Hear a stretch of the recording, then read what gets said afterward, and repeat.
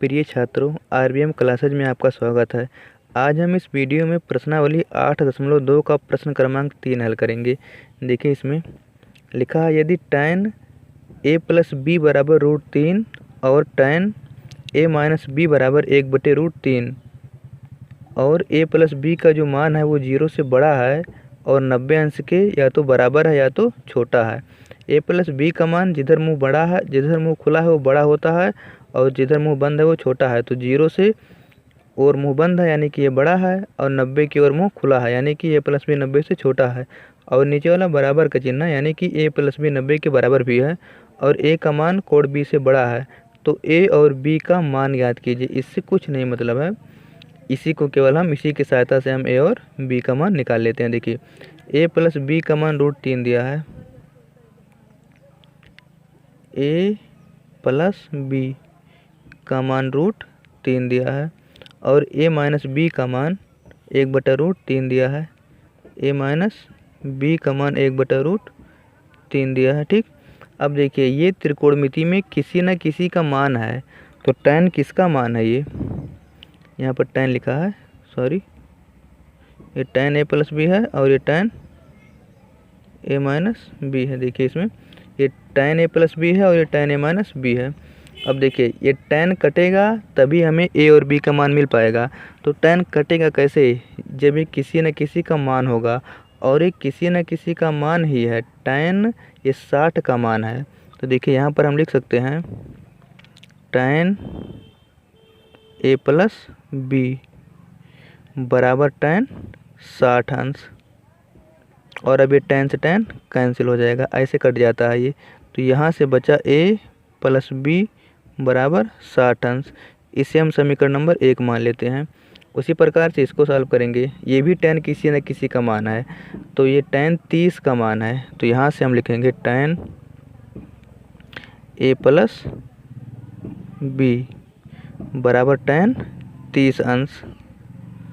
तो ये tan से tan कैंसिल हो गया, तो यहाँ से बचा a प्लस बी बराबर 30 अंश। इसे हम समीकरण नंबर 2 मान लेंगे। ये माइनस है, इसमें तो माइनस है ना, उसमें प्लस था, इसमें माइनस है। अब देखिए इसको ध्यान से, ये माइनस वाला है, गलती हो गया थोड़ा सा।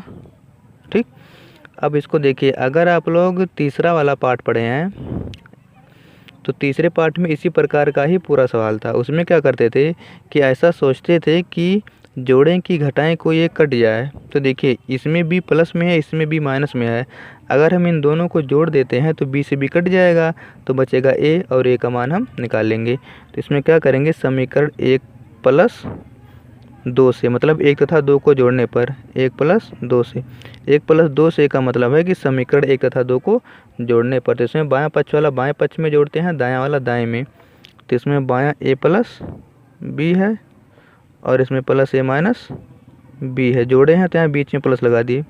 इसमें 60 है बायां और इसमें प्लस 30 है, तो यहाँ से b से b कैंसिल हो गया, a 2a और ये 60 और 30 90।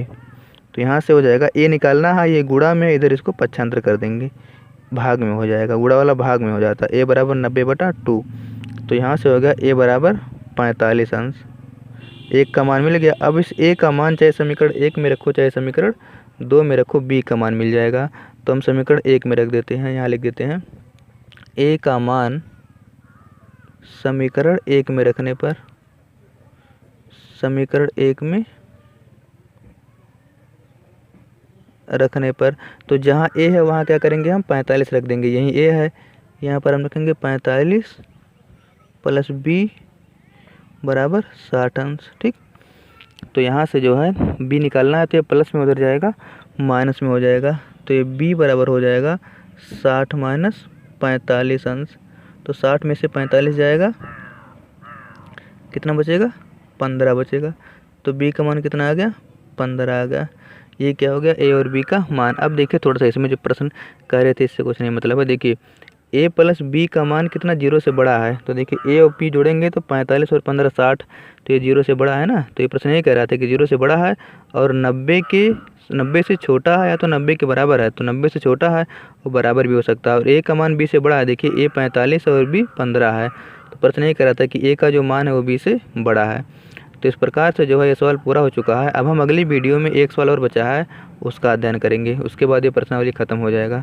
तो ठीक है, अब हम अगली वीडियो में मिलते हैं।